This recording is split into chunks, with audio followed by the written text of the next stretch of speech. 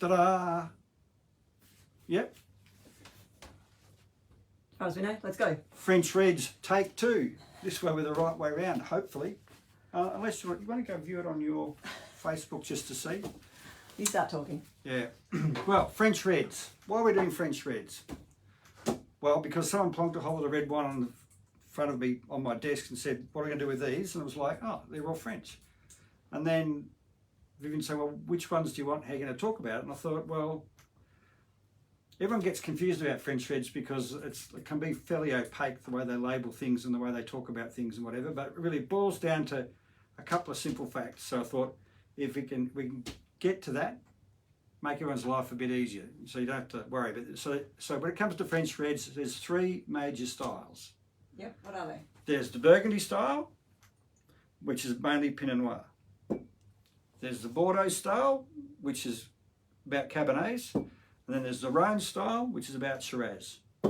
Now, a lot of wines don't necessarily come from Burgundy or from Bordeaux or from the Rhone, but they're all moulded around those three styles of wine. So, you know, like some don't fit into the absolute denomination which would be called Bordeaux, but they might be next door and they still make a Bordeaux blend, etc.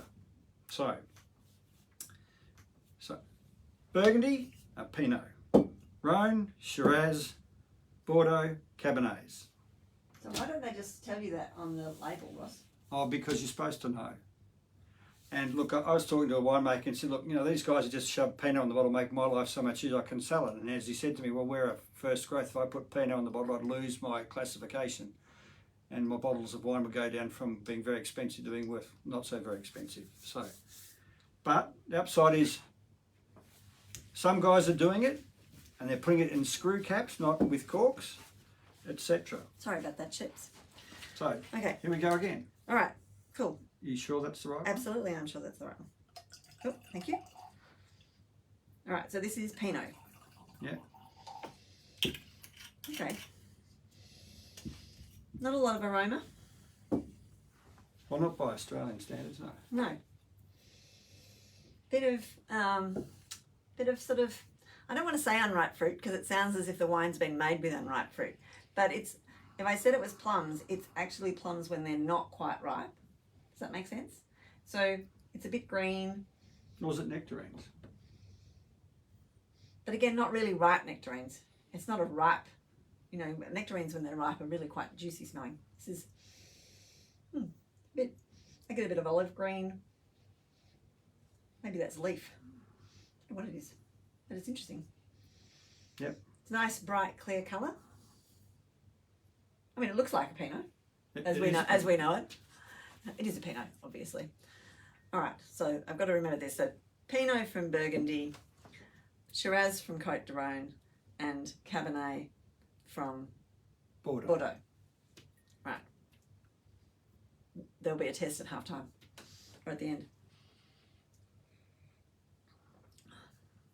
So that's interesting, isn't it? It's quite a short finish, but quite sort of linear. There's not a lot of different flavour through the taste.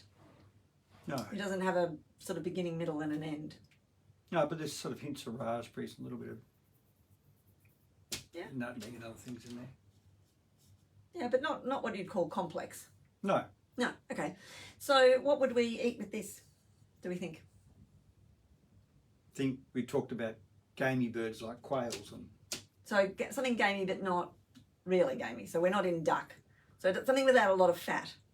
So we were thinking maybe quail, rabbit, that kind of thing? Yeah. Okay. You could probably have something quite spicy. If you had something spicy with this, would the flavour disappear, do you think? Maybe. Depends on how much.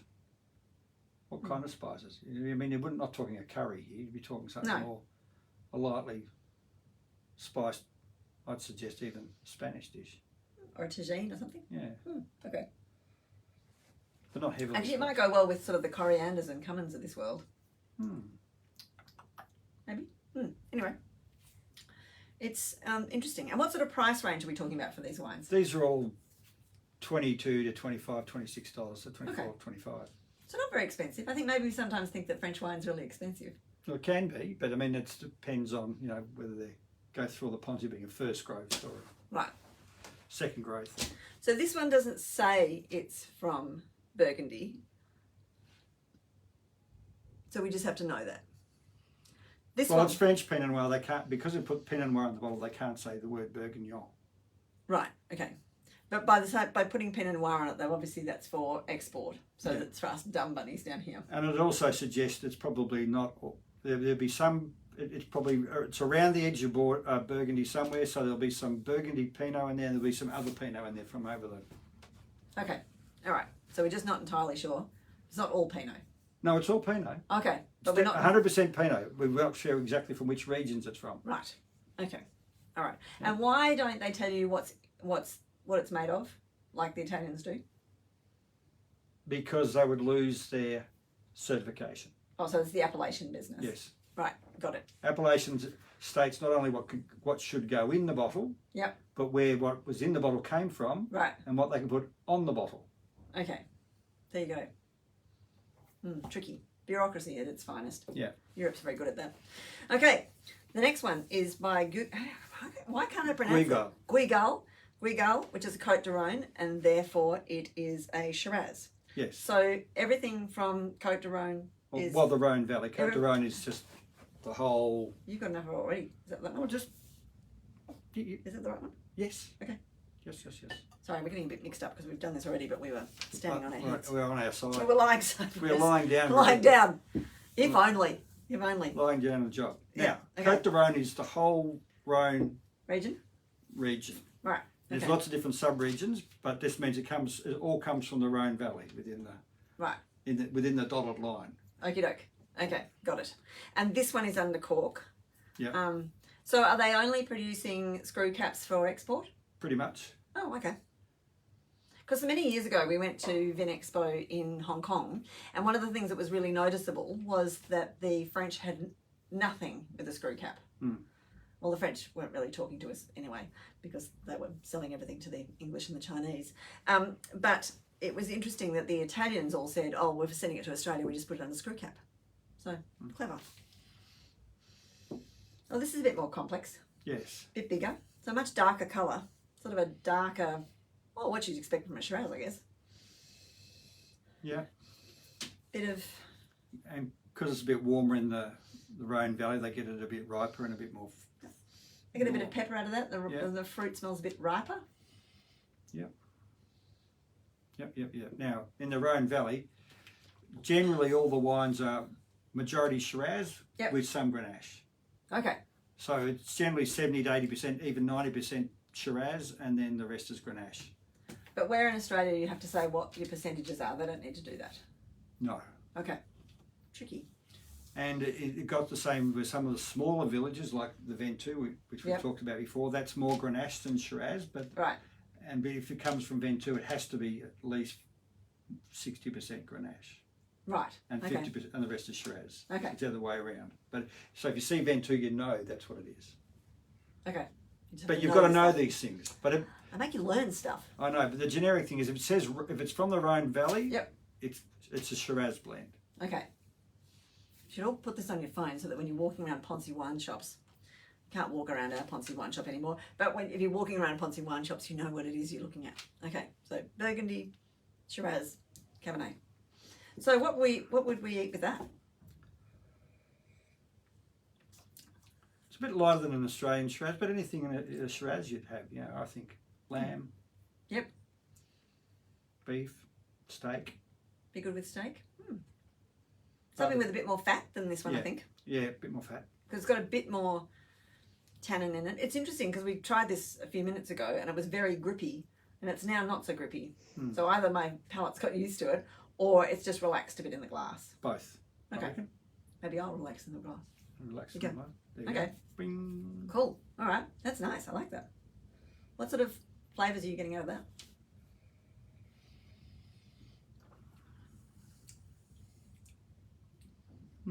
Plums, hints of blackberries.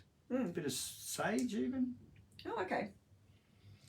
Oh, that's the flavour I couldn't get before. Yeah, that's that greenness we were looking at.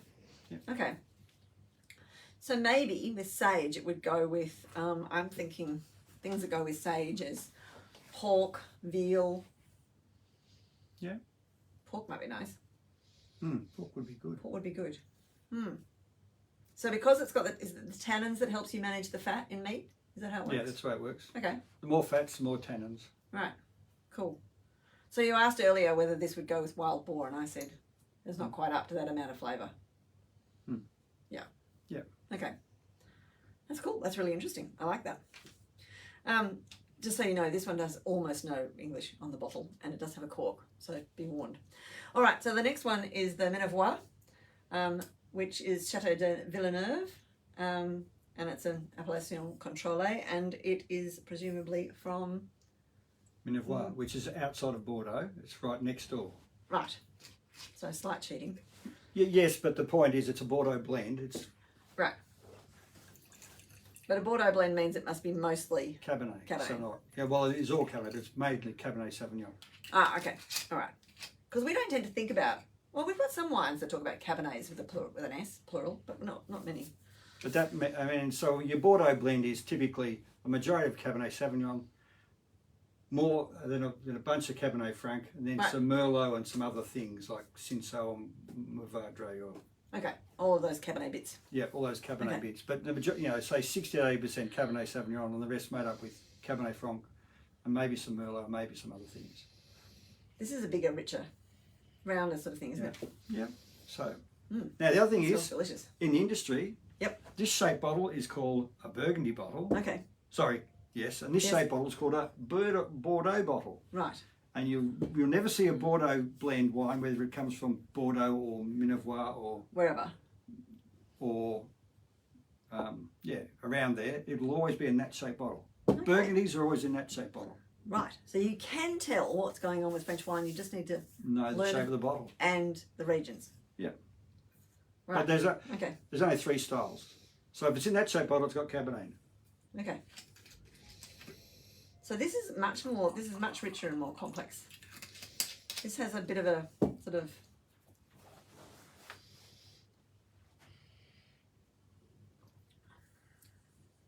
you can taste that tannin on the end. This one's got a bit of more of a beginning and a middle and an end than the others. Interesting.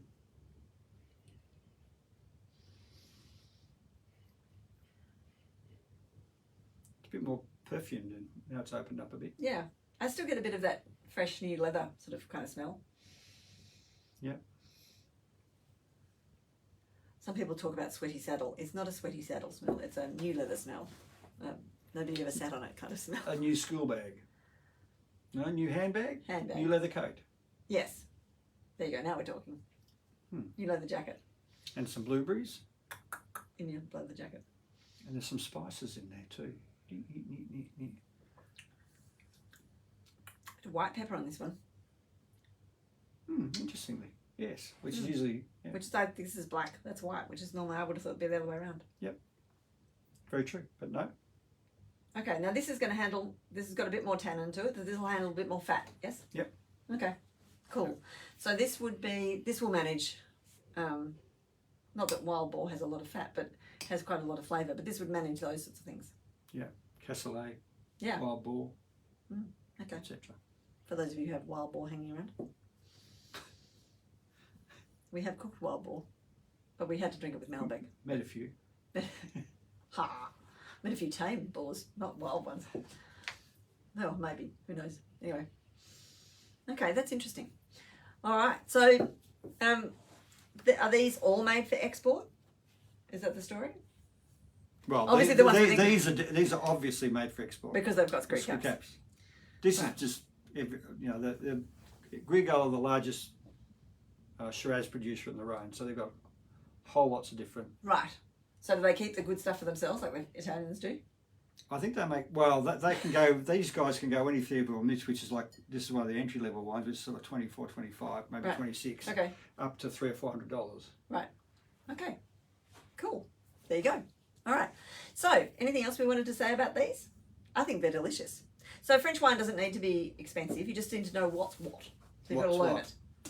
Yeah, but again, there's the 3 styles: your Burgundy, your Bordeaux, and your Rhone. They're your 3 styles, and they don't have to come from those regions. But if you divide France slice into 3 bits, that's pretty much how it fits. Okay. All right. Cool. So these are good entry-level Frenches. We've got some things that are a bit more expensive. Yeah. But, you know, if you're wandering around a physical store, you'll know what to look for. If you want to wander around a virtual store, we've got ours online, so you can always have a rummage and buy things online. The shop is now up and running. And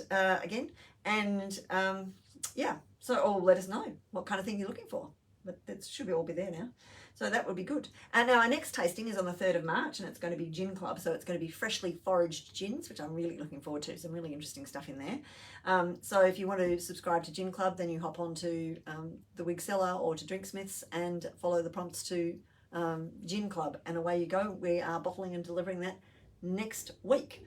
So the plan is still to do tastings every second Thursday. So first Thursday of the month is always Gin Club, and the third Thursday of the month is like this, a complete surprise package, and hopefully the videos will work. So I will leave you to Ross while we go and sign off. Thanks guys, bye. Yeah, well cheers. All been good. We've been having fun with the technology. We're still